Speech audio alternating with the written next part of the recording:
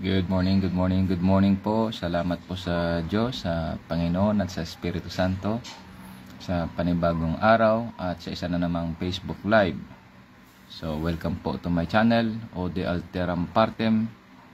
Let us hear the other side. Ito po ang inyong host, Jesus Sukgang Jr.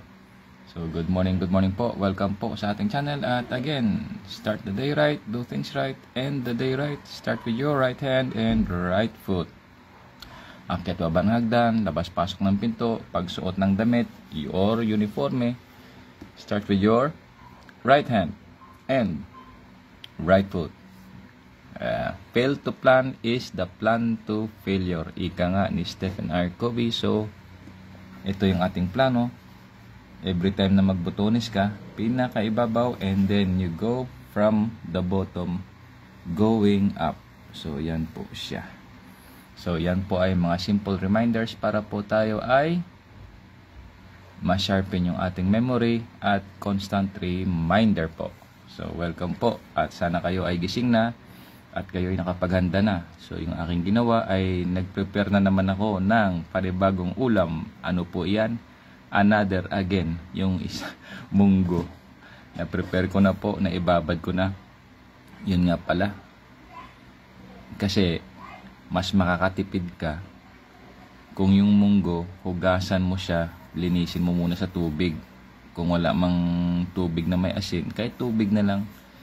Ang ginawa ko, yung tubig na iniinom namin, kasi mineral water o processed water, yan ang pinapanghugas ko. Twice ko hinugasan, ang minsan nilalagyan ko ng asin. So ngayon hindi ko nalagyan ng asin. Nahugasan ko siya twice, tapos binabad ko. Kasi pag yung munggo, lolobo siya, so lalambot. So by the time na itapon mo yung tubig, palitan mo ng panibago. Oy, shout out classmate ko. Good morning po. So pag ibabad mo yung munggo, makakatipid ka sa gas. Kasi the usual, kasi nakita ko yan sa pagluluto ng munggo. Ang ginagawa nila, hugasan nila, tapos papakuluan. Ang ginagawa ko, hinuhugasan ko, tapos yung umaangat na munggo, tinatapon ko na rin yan kasi parang, classmate, thank you.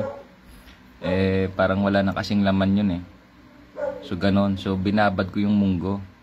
Yan na, nakababad na doon. So mamaya, pag lumambot na yan siya, papakuluan na naman. So ganun talaga ang buhay-buhay. Kailangan din talaga magtiis-tiis. So pang ilang araw na kaming nagmumunggo, pang 3 days na. Nakaraan, siguro mga 2 days kaming nag-iitlog. So ganun talaga eh.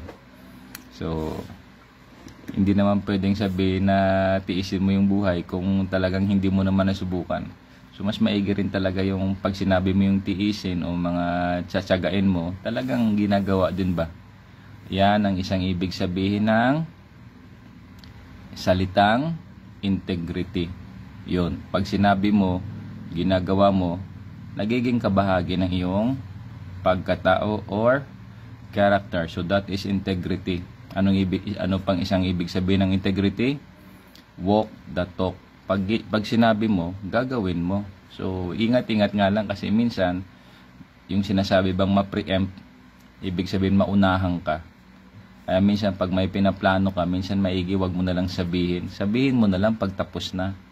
Kung meron ka mga bagay na gagawin, halimbawa, yung mga mabubuting bagay, wag mo na lang sabihin, gawin mo na lang, tsaka mo na lang sabihin or ibalita. So, ganun iyan siya. So again, welcome po kayo sa aking channel. Any comments, suggestions, queries, mga follow-up nyo doon sa mga previews ko ng mga Facebook Live, just post it on the comment section down below. So panawagan ko rin po sa inyo, salamat din po sa inyong pag-follow, like, and share. Lalo na po yung aking sa YouTube channel. Yan din po yung aking pangalan sa YouTube channel, Jesus Sukgang Jr. So, yung pinakauna-unahang Facebook Live ko po, so each time na mag-Facebook Live ako, ay ina-upload ko rin po yan pagkatapos doon sa YouTube channel. So, ang nangyayari kasi dito sa Facebook, within 30 days or after 30 days, dinidelete ng Facebook yung mga reels or upload ko na kung saan siguro lumalagpas dun sa kategorya ba ng reels. Thank you, mate. Thank you very much talaga. God bless din sa iyo at sa iyong pamilya. At God bless sa career mo rin. Kung ano mang mga endeavors mo or mga plano mo, so God bless din sa iyo.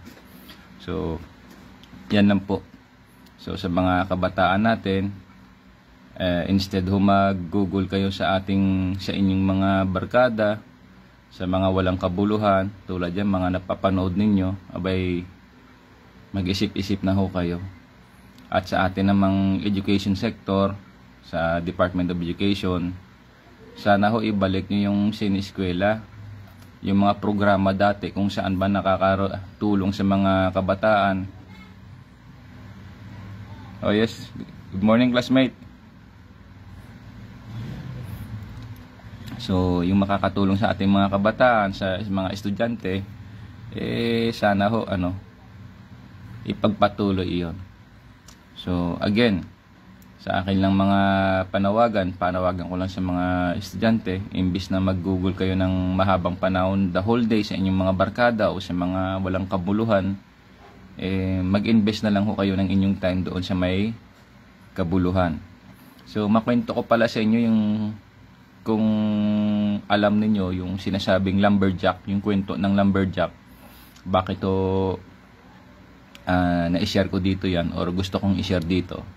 Kasi may actually yun siya, para bang kwento lang naman siya. At the end of the day, yung nanalo yung matanda, si Jack kasi malakas yun siya.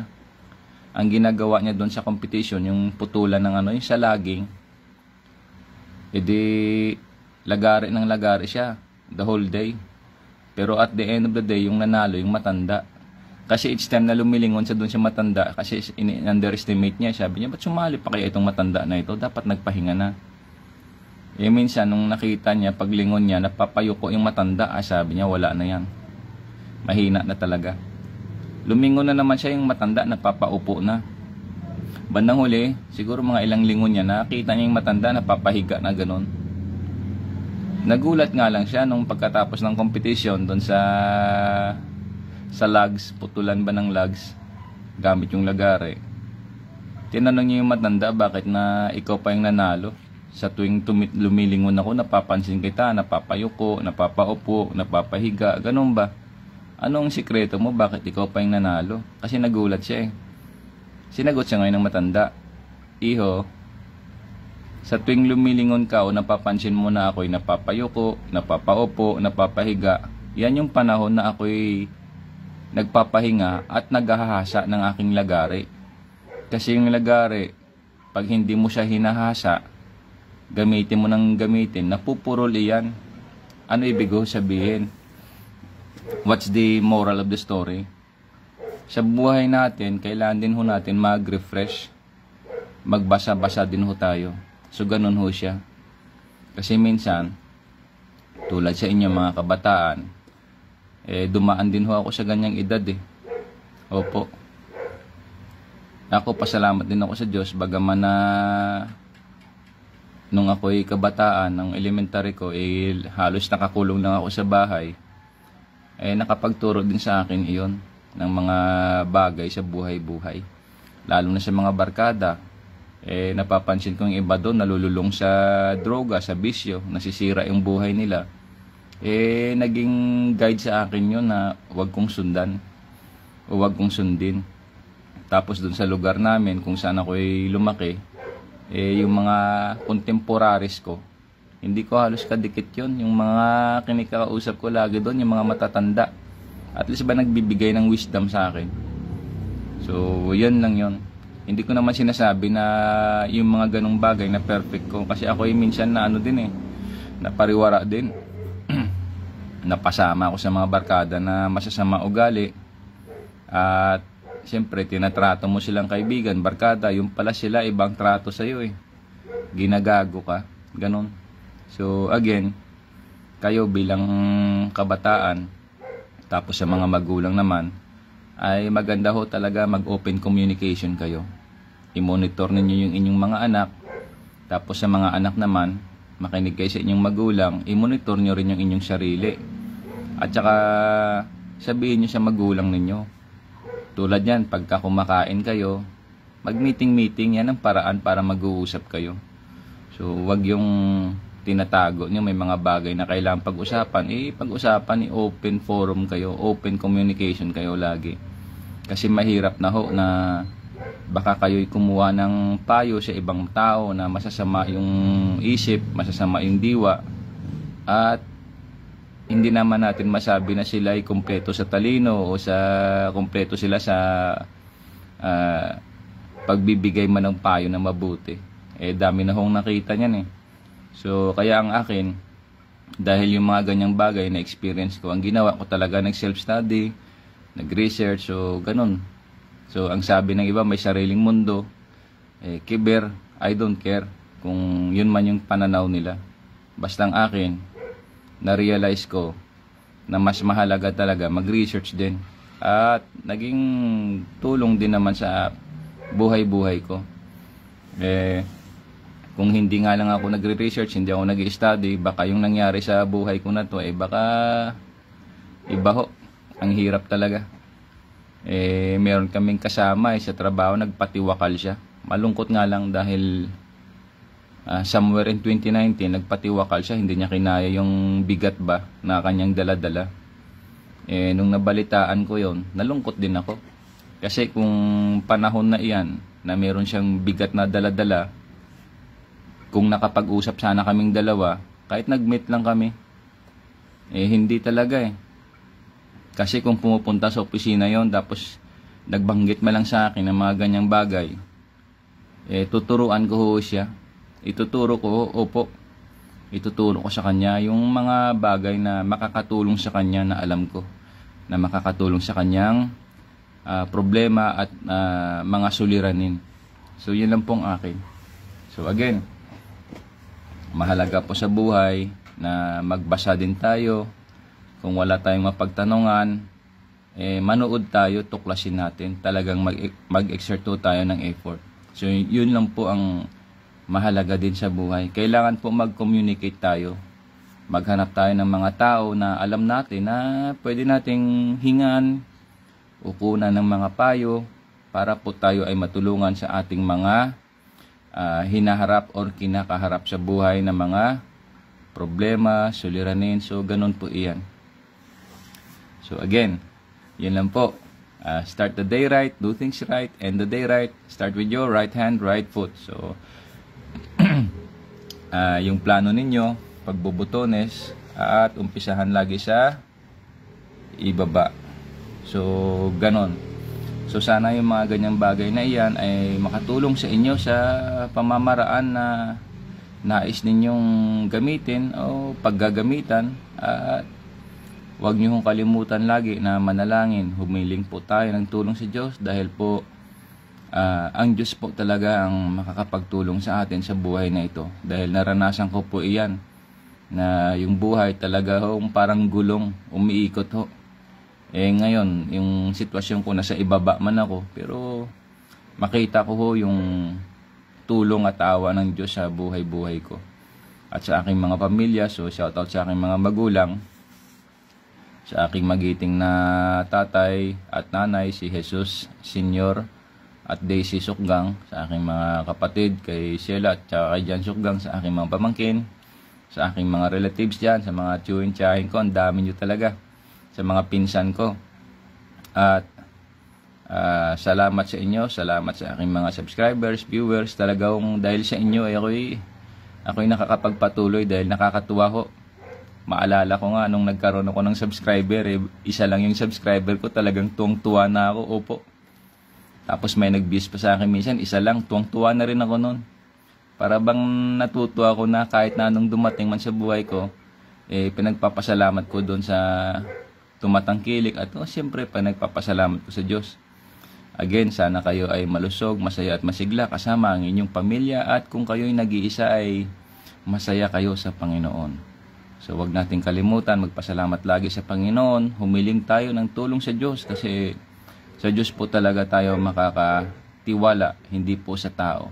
Gaya ng nasusulat, ang ating pong tiwala ay sa Diyos, hindi po sa tao. Kasi masama po kung yung ating tiwala ay ilagak natin sa tao. Kasi po yung tao ay may kahinaan at namamatay po yung tao. So ang nasusulat po, sabi sa Biblia, please bear with me, ipopost ko rin po dito at i-search ko muna. Nasa Jeremias 17:5, sumpain ang tao na tumitiwala sa tao.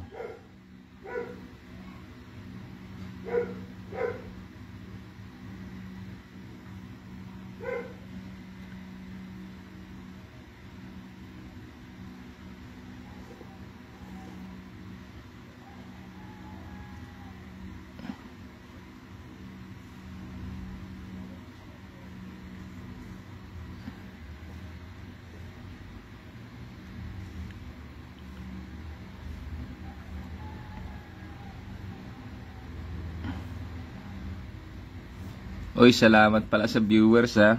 Meron pala akong 3 viewers, so salamat sa inyo.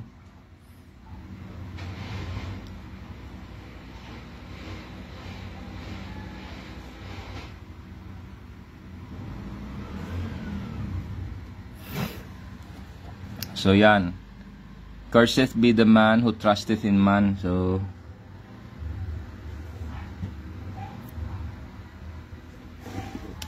atin pong babasahin yung nakasulat sa Biblia, Jeremiah 17 verse 5, New International Version. This is what the Lord says. Quote, "Cursed is the one who trusts in man, who draws strength from mere flesh, and whose heart turns away from the Lord." Unquote. So ganun ho siya.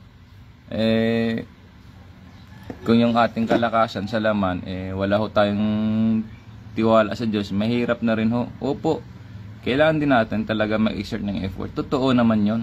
Pero tandaan natin, yung lahat ng mga bagay na ito, kaloob po yan ng Diyos. Sabi nga ng Panginoon, ni Maya, hindi iyan mahuhulog sa lupa kung hindi itutulot ng Diyos ng inyong Ama sa langit. So, ganun po siya.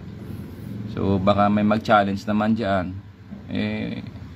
Pwede naman po yan, siguro sa mother time. If you want to contest, if you want to have a discourse, post it down the comment section down below, and then we can set some time and have a discourse. So, kung hindi man mauwi sa debate yan, discourse na lang. Pero kung gusto niya naman na debate, okay lang din. Free po ako. So, ano pa ba? So again, yun lang po. Iksian ko lang muna kasi alam ko meron din kayong mga gawain. Makinigo tayo sa balita.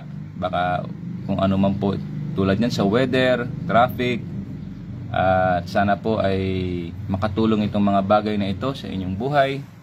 At again, ang karangalan po ay sa Diyos, sa Panginoon at sa Espiritu Santo. I-remind ko lang kayo, again, i-refresh ko lang kayo, start the day right, do things right, and the day right, start with your right hand, right foot. Akyat baba ng hagdan, labas-pasok ng pinto, magsuot ng damit, always right. So, plano sa buhay, daily reminder, at ang pagbubutones. So again,